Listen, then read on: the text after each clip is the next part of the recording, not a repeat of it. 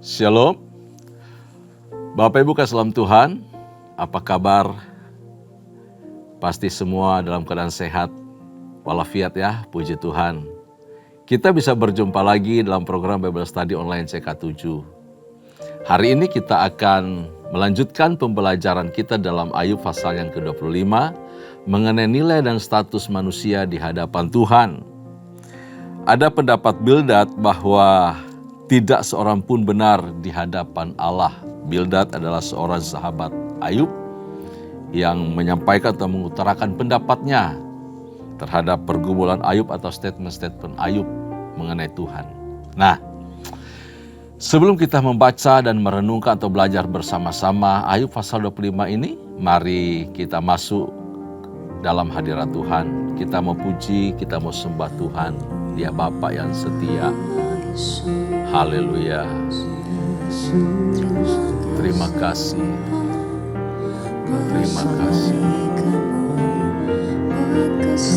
Inayasan.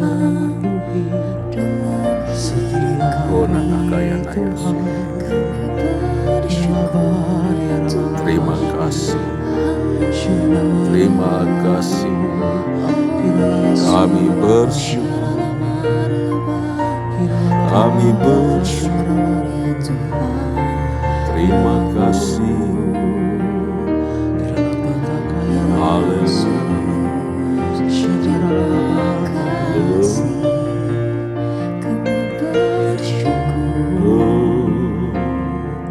Terpuji nama Yesus.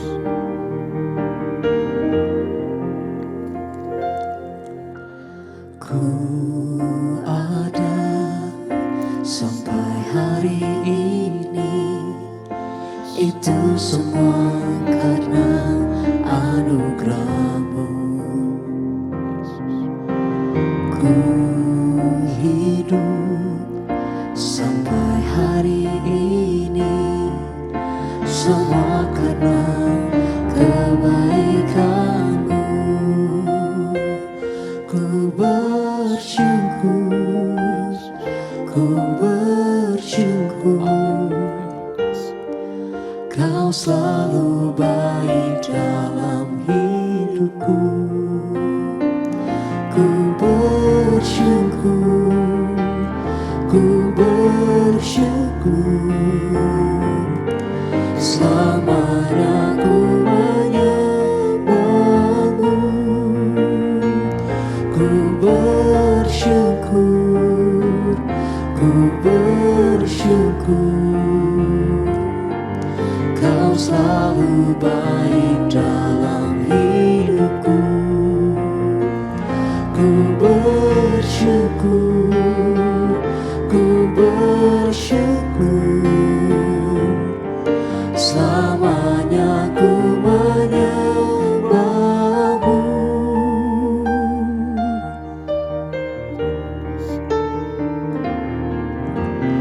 Ku ada sampai hari ini, itu semua karena anugerah-Mu. Ku hidup sampai hari ini, semua karena kebaikan-Mu. Ku bersyukur, ku bersyukur, Kau selalu baik dalam hidupku. Ku bersyukur, ku bersyukur, selamanya ku menyembah-Mu. Ku bersyukur, ku bersyukur, Kau selalu baik dalam hidupku. Ku bersyukur, ku bersyukur, selamanya ku menyembah-Mu.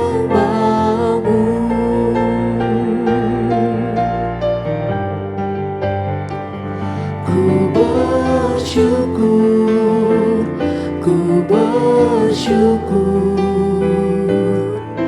Kau selalu baik dalam hidupku.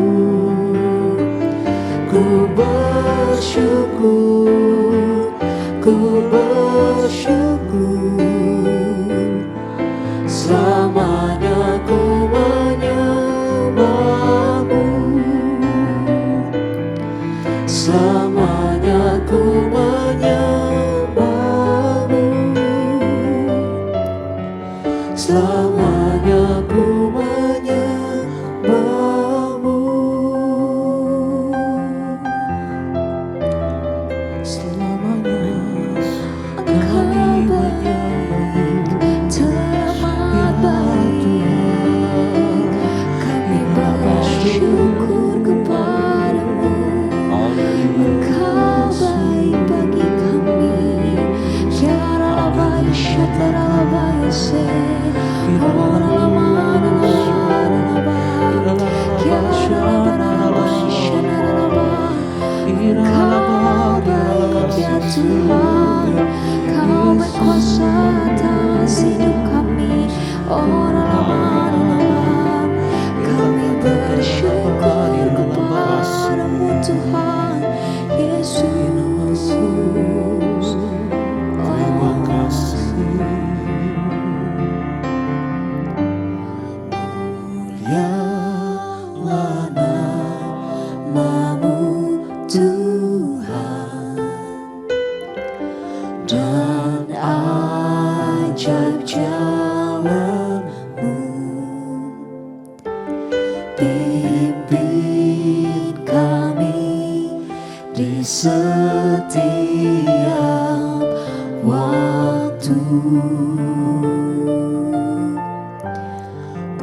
Besar setiamu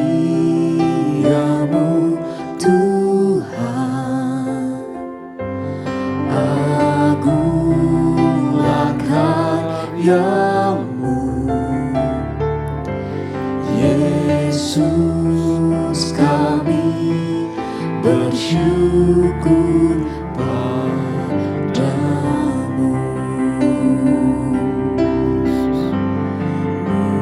Mulialah namamu Tuhan, dan ajaib jalan-Mu.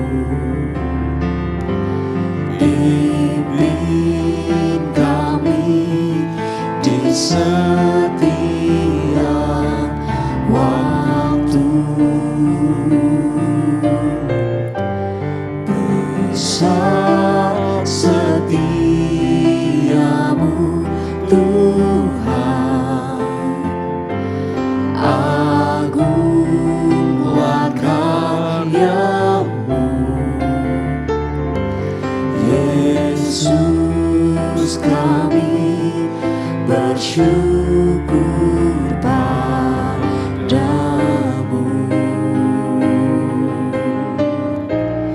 Mulialah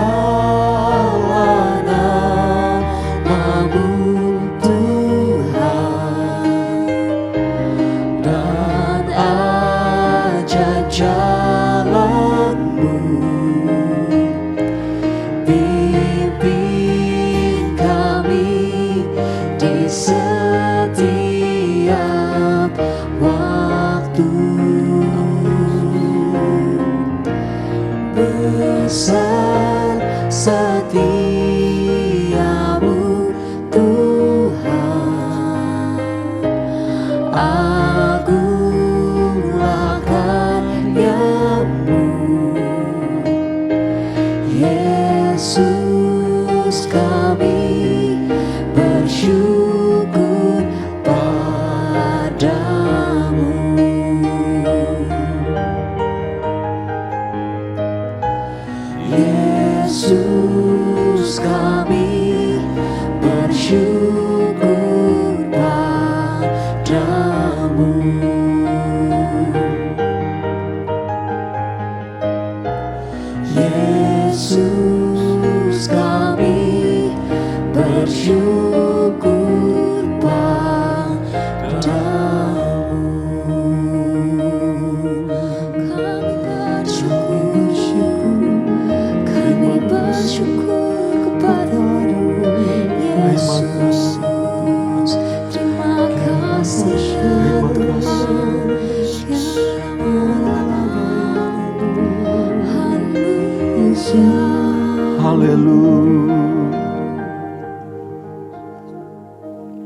Kami bersyukur kepadamu ya Tuhan, buat jalan-jalan-Mu yang ajaib, mulia, dan agung yang Kau nyatakan dalam kehidupan kami.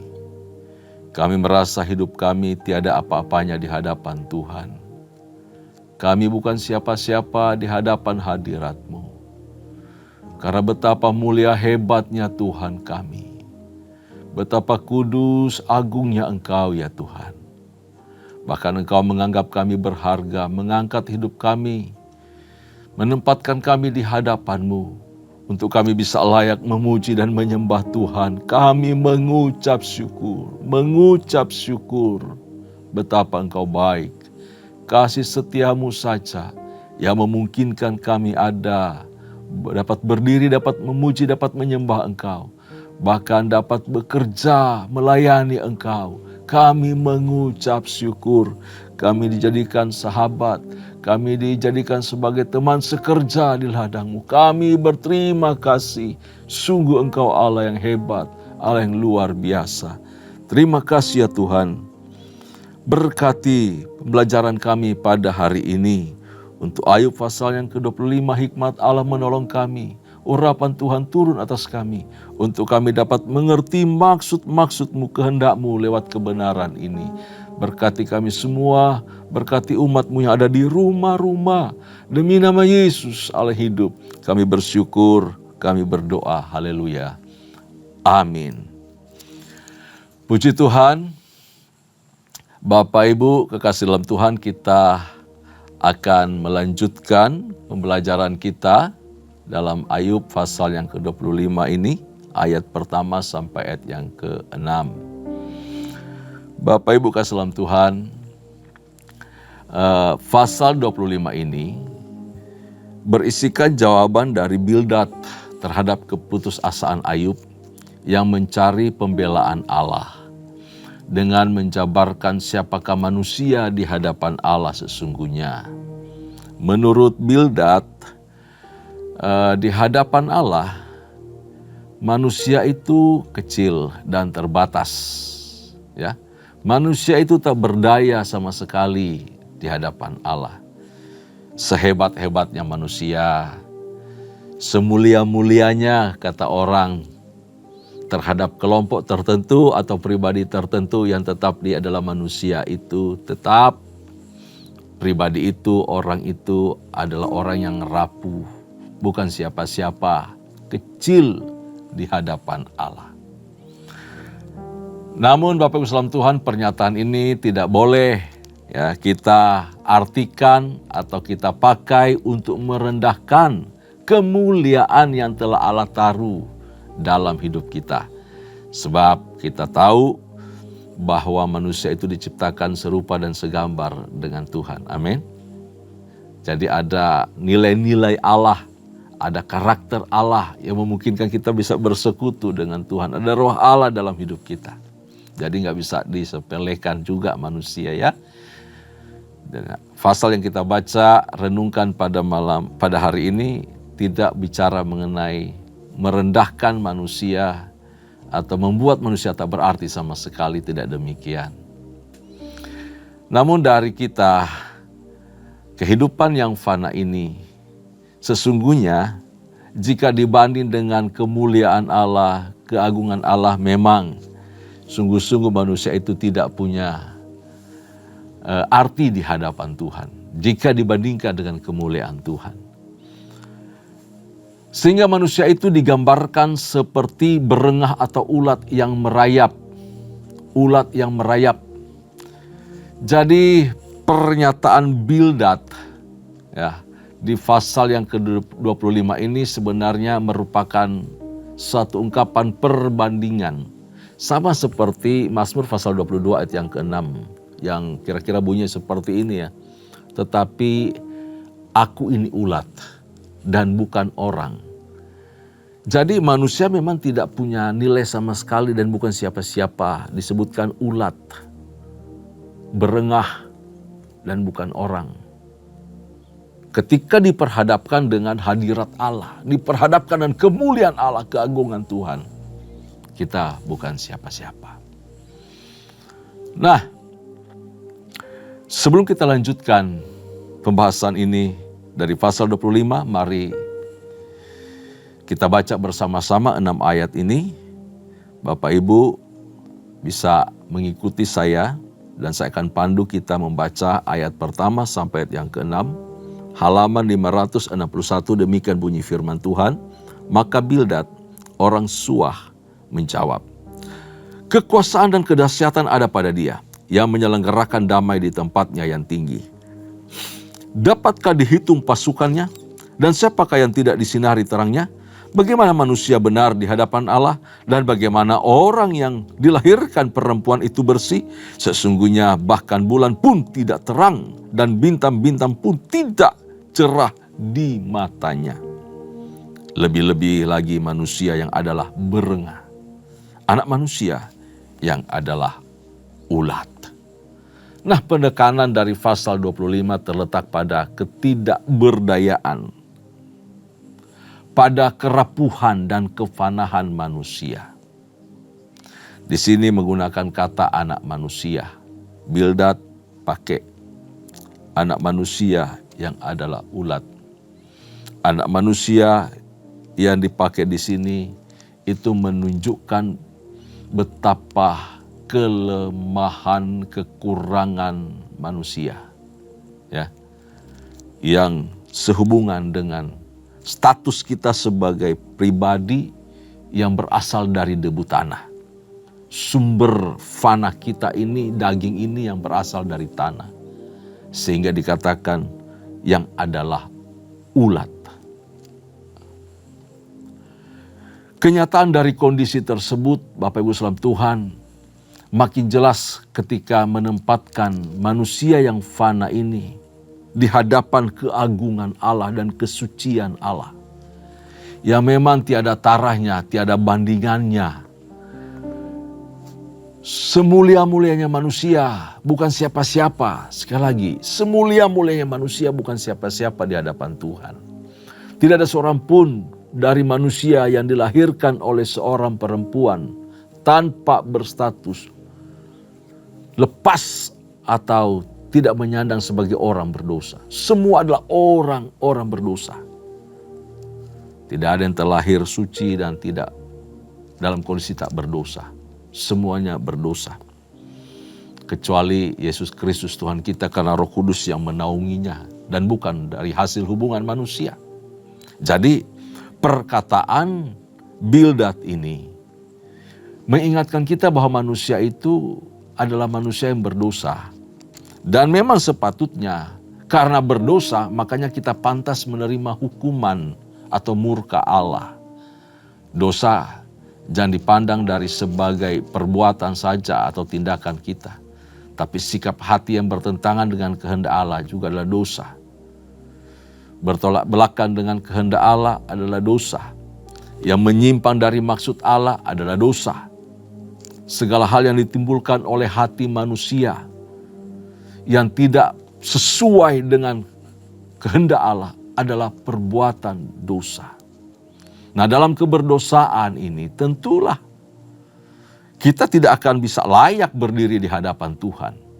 Karena itu setiap hari kita datang kepada Tuhan, menghampiri Tuhan, memulai dengan satu kalimat, ku datang Tuhan, datang padamu. Sucikan hati saya, kuduskan hati saya oleh darah kudus-Mu. Ampuni saya, bebaskan saya, lepaskan saya dari segala perbuatan dosa. Kalau Anda ingat apa dosa yang Anda perbuat dan Anda sadari, ungkapkan di hadapan Allah. Kalau Anda tidak tahu, mungkin ada dosa yang tidak Anda ketahui, tidak Anda mengerti, tidak Anda sadari, ya ungkapkan saja Anda sebagai orang yang berdosa di hadapan Tuhan. Bapak-Ibu salam Tuhan, karena Dia Allah yang Maha Kuasa, Maha Mulia, Maha Agung, jadi sangat menjadi suatu anugerah bila kita bisa berdiri di hadapan Tuhan. Kita bisa menyapa Dia Bapa, kita bisa mengucap syukur, memanggil Dia Tuhan, Kristus Allahku. Nah, dalam hal seperti inilah kita menyadari bahwa Allah memperhatikan kita. Allah memandang kita tanpa batas. Dan Dia menghargai setiap pribadi yang datang kepada Dia. Ketika kita mengakui siapa diri kita di hadapan Tuhan. Bapak Ibu saudara Tuhan, bersyukurlah atas kasih karunia yang besar melimpah dalam hidup kita. Untuk kata kasih setia Tuhan ini, saya sangat kagum ya dengan kata ini. Kasih setia Tuhan. Bicara mengenai tindakan keadilan Allah dinyatakan kepada kita. Dia yang maha mulia itu membungkuk, lalu kemudian mengangkat kita. Ini gambaran dari kasih karunia atau kasih setia. Mengangkat kita yang ada di bawah untuk berdiri di hadapan Dia. Berdiri sejajar dengan Dia. Cara Allah membungkuk itu, Dia datang kepada kita. Menjadi sama seperti kita, merasakan segenap kesusahan penderitaan kita. Mengalami apa yang kita alami. Sehingga ketika kita berdoa, ketika kita berseru kepada Dia dengan segala keluhan-keluhan hati, Dia turut merasakan. Kenapa? Karena Dia pernah menjadi sama dengan kita. Tangisan Anda, Dia mengerti. Ucapan Anda dalam bahasa apapun, Dia mengerti. Wow, itu kata kasih setia Tuhan. Dalam bahasa Ibrani pakai kata keset. Ada empati. Perasaan Allah mau sama dengan kita. Perasaan Allah yang mau mengalami seperti apa yang kita alami. Dia mengerti, Dia peduli apa yang sedang kita hadapi. Hebat Tuhan. Dia mau merendahkan diri menjadi sama dengan kita. Karena itu kita bisa mengucap syukur, datang kepada Dia, terhubung langsung dengan Tuhan. Aduh, hebat. Kasih karunia Tuhan itu hebat. Jadi memang tanpa kasih setia Allah itu, kita betul-betul dikatakan di sini adalah berengah, adalah ulat. Kalau tidak ada kasih setia Tuhan, kita tidak bisa berdiri di hadapan Dia. Tidak bisa belajar firman seperti hari ini. Tidak bisa memuji, menyembah Tuhan. Tidak bisa mengucap syukur, gak bisa buat apa-apa. Hari-hari yang kita lalui penuh dengan kegelapan, kesuraman, dan tidak ada masa depan. Tidak ada hari esok. Karya penebusan Kristus menyelamatkan manusia dari hukuman dosa. Allah bahkan mengangkat kita lebih tinggi dari makhluk-makhluk surgawi. Ya, makhluk-makhluk surgawi menjadi pelayan-pelayan kita, pelayan-pelayan umat-umat Allah. Dia berkemah di sekitar kediaman orang percaya. Malaikatnya diutus melindungi kita, menyertai kita setiap hari, setiap waktu. Wow, pelayanan para malaikat disediakan oleh Allah untuk kita. Betapa mulia, betapa berharganya kita. Banggalah kita sebagai manusia. Pribadi-pribadi yang ditebus dan diselamatkan oleh Allah. Allah tidak menyelamatkan makhluk surgawi yang telah jatuh di dalam dosa. Tetapi Ia peduli dengan saya dan saudara. Dia selamatkan kita. Dia angkat kita. Karena itu marilah kita belajar mengucap syukur. Belajar hidup benar di hadapan Tuhan. Dan jika ada peristiwa-peristiwa buruk yang menimpa kita, peristiwa-peristiwa kemalangan, kesusahan, penderitaan, masalah hidup yang mendera kita, jangan cepat-cepat salahkan Tuhan. Jangan ngambek, malas mau berdoa, malas cari Tuhan, nyala-nyalain Tuhan. Bertanya sama Tuhan, kenapa sih Tuhan? Aku sudah setia, aku rajin beribadah. Kok mengalami masalah begini, masalah begitu? Bapak Ibu saudara Tuhan, jangan jadi umat Kristen yang manja, umat Kristen yang cengeng, yang cemen. Jangan. Belajarlah cari perkenanan Tuhan. Belajarlah mencari tahu apa yang Tuhan mau lewat pergumulan hidup yang kita alami. Belajar untuk setia. Seperti Ayub, setia, tabah bertahan sampai akhir. Dan Tuhan memulihkan dia. Ingat kasih setia Tuhan. Buat list. Ini pergumulanku. Di satu kertas lembar yang kosong, isi semua 1, 2, 3, 4, seberapa banyak. Tulislah masalah-masalah hidupmu, pergumulanmu, penderitaanmu, kesesakan hidupmu. Tapi sebelah kanan, di kertas yang kosong satunya, isi kebaikan Tuhan. Kalau di sini aku mengalami kesulitan ekonomi, nggak ada uang, tidak ada doi, tidak ada kesehatan, penyakit datang muncul. Di list sebelah sana, Tuhan membuka peluang untuk bekerja. Tuhan beri kesehatan, saya masih bisa berjumpa istri anak. Saya masih bisa bangun pagi, menghirup udara segar dan sehat.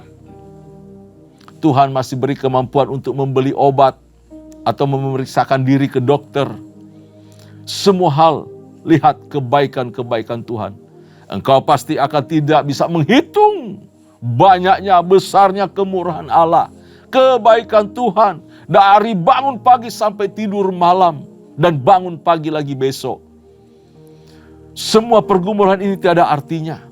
Kecil dibanding dengan kemurahan, kasih setia Tuhan yang begitu luar biasa dalam kehidupan kita.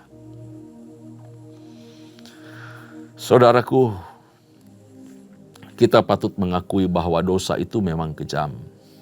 Dosa itu sadis. Dosa itu membuang kita dari hadirat Tuhan. Dosa itu melenyapkan kita dari kemuliaan Allah. Dosa itu merusak gambar Allah dalam diri kita dan menempatkan kita pada posisi yang sangat rendah. Bahkan dari makhluk yang paling rendah sekalipun.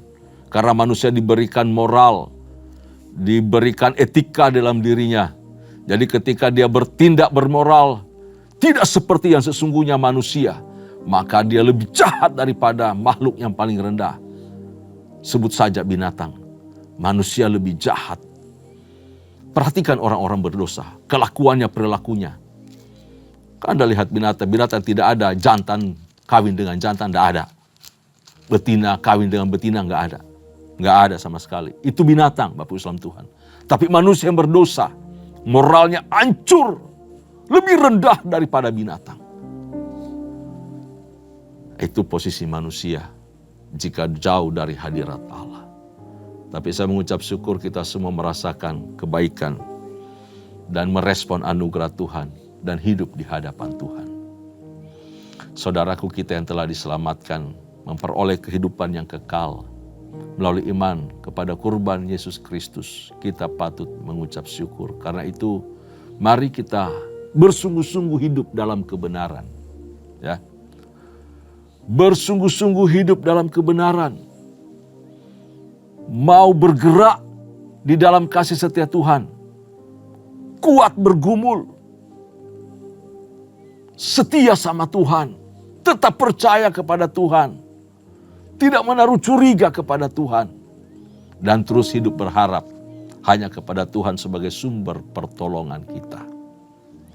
Nah, pelajaran berharga dari Ayub pasal 25 ini akan kita simpulkan dengan beberapa kalimat, beberapa poin yang menjadi kunci atau pokok-pokok pelajaran yang kita bisa ambil di dalamnya mengenai manusia dan penderitaan hidup. Yang pertama, bahwa pribadi Allah pribadi yang tidak bisa dipengaruhi oleh kesalehan manusia. Sesaleh-salehnya seseorang, tetap dia akan mengalami pergumulan hidup. Tidak bisa tidak. Allah tetap izinkan supaya makin dibersihkan, makin berkenan sama Tuhan. Jangan merasa hidup sudah saleh, sudah benar, lalu seolah-olah tidak nginjak bumi. Ya, tetap tahu dan sadar diri bahwa pergumulan apapun bisa datang. Karena itu kita bisa bersiap sedia dan mengucap syukur. Bahkan justru orang yang saleh memperoleh pergumulan yang jauh lebih berat. Untuk apa? Tuhan dipermuliakan. Kenapa? Karena kita berharga dan merasakan langsung kasih setia Tuhan yang besar itu. Semakin orang semakin saleh di hadapan Tuhan dan beroleh kesempatan menanggung beban yang berat. Semakin kita melihat kasih setia Tuhan yang besar itu nyata dalam hidup kita. Yang kedua, bahwa kesetiaan Ayub dan kesetiaan kita juga kepada Allah yang tidak bergantung dengan situasi hidup yang dialami. Ini ciri orang yang saleh. Ini ciri orang yang bisa berdiri di hadapan Allah yang agung dan mulia. Dan Allah mempermuliakan kita. Bapak Ibu kasih dalam Tuhan, baik sehat, sakit, kaya, miskin, senang, menderita, Ayub tetap percaya kepada Tuhan. Bahwa Tuhan itu baik. Ya, bahwa Tuhan itu baik. Demikian juga kita. Jangan menganggap Tuhan itu baik oleh karena kita sehat, oleh karena hidup lurus-lurus aja baik, semuanya oke, anak istri oke, pekerjaan lancar, semua berjalan dengan baik, tidak ada kesusahan yang kita alami. Oh, Tuhan itu baik. Tapi begitu kemalangan datang, begitu pergumulan berat datang, tantangan berat datang, kita berkata, di mana sih Tuhan? Katanya Tuhan baik, kok Tuhan gak peduli saya? Tidak bisa seperti itu. Ya, harusnya kita punya konsep seperti Ayub. Setia kepada Allah. Kesetiaan yang kita lakukan itu di hadapan Tuhan tidak bergantung dengan situasi hidup yang sedang kita alami. Tetap setia apapun terjadi. Amin. Yang ketiga, bahwa adanya konsep pertaruhan di sini. Bahwa Allah itu percayai kita. Wow. Bahwa Allah percaya kepada kita. Bahwa kita sanggup dan pasti menang di dalam pergumulan hidup. Wah, ini dipertaruhkan loh. Tuhan itu hebat. Ada konsep pertaruhan. Makanya dari awal kan diberitahu. Coba kalau kamu mau uji Ayub, silakan aja, saya izinkan kok. Artinya Allah buat pertaruhan di sana. Allah percaya Ayub sanggup bertahan di tengah keadaan yang sulit sekalipun. Dan seperti Ayub, saya percaya kalau kita mengalami penderitaan, kesulitan, kesusahan besar, itu ada pertaruhan dari Allah. Kita ingat itu. Ada pertaruhan dari Allah. Tuhan percaya. Jadi ketika kita mengalami masalah, berarti Tuhan mempercayakan kita. Kita sanggup menang. Kita kuat menghadapinya. Dan kita akan menjadi berkat untuk kemuliaan nama Tuhan. Dan yang terakhir, yang keempat. Pelajaran yang kita peroleh dari Ayub pasal 25 ini.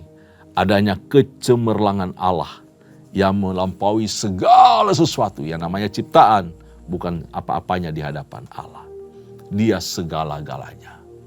Yang dia segala-galanya itu. Dia tinggal di dalam kehidupan kita. Menjadikan hidup kita berarti. Mempermuliakan kita lebih dari segala karya ciptaan yang lainnya. Kita adalah mahkota ciptaan Tuhan. Karena itu banggalah punya Tuhan yang hebat seperti Dia. Amin. Tuhan Yesus memberkati kita semua. Tundukkan kepala, kita berdoa. Bapa Surgawi, terima kasih untuk kasih karunia-Mu yang besar bagi kami.